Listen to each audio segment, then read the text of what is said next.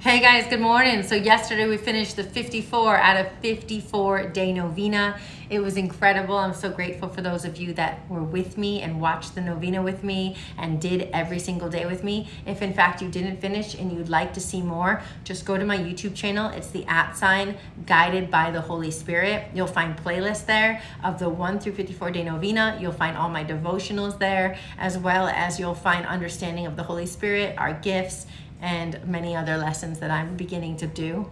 I'm going to be starting other prayers now, and we are finishing the 14th day of the 21-day 1-hour prayer with Jesus today. So you're more than welcome to follow me on YouTube or here whenever I post it, or on my TikTok whenever I post it. My TikTok is @Angels Sent Me, ANGELSSENTME, Angels Sent Me.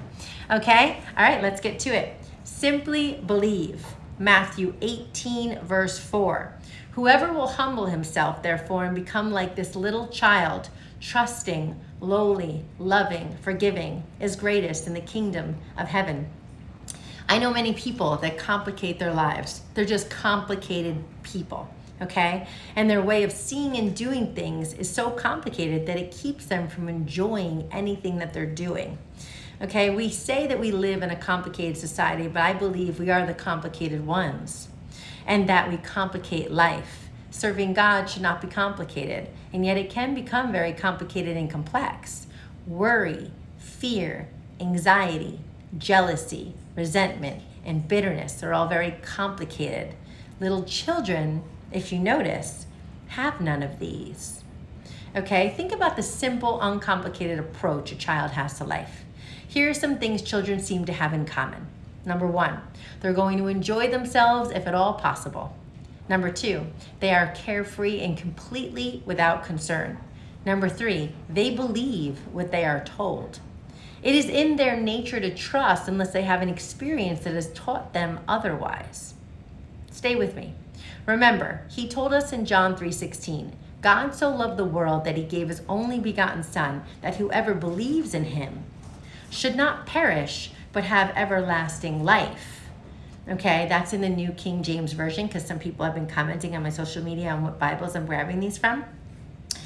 Okay, so all he wants to hear us say is, I believe. Believing simplifies life. It releases joy and leaves us free to enjoy our lives while God takes care of our circumstances. When God says something to you in your heart, or when you read something in the Bible, you should say, I believe it. If God says that he wants to bless us, then we should believe it. If he says that we will reap what we sow, we should believe that. If he says to forgive our enemies, even though it doesn't make any sense to us, we should and have to believe it. I added the have to because I feel that in my heart.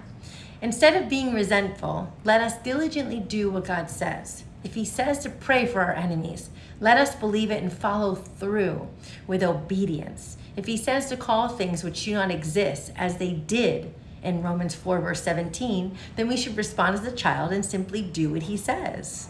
Even though life can get complicated, we can simplify it by approaching it as a child would. Put all your trust in God and be obedient. Trust in him. God has a plan for your breakthrough, and your part is to trust him. Say several times throughout each day, Father, I trust you. Father, I trust you. Father, I trust you. Take care.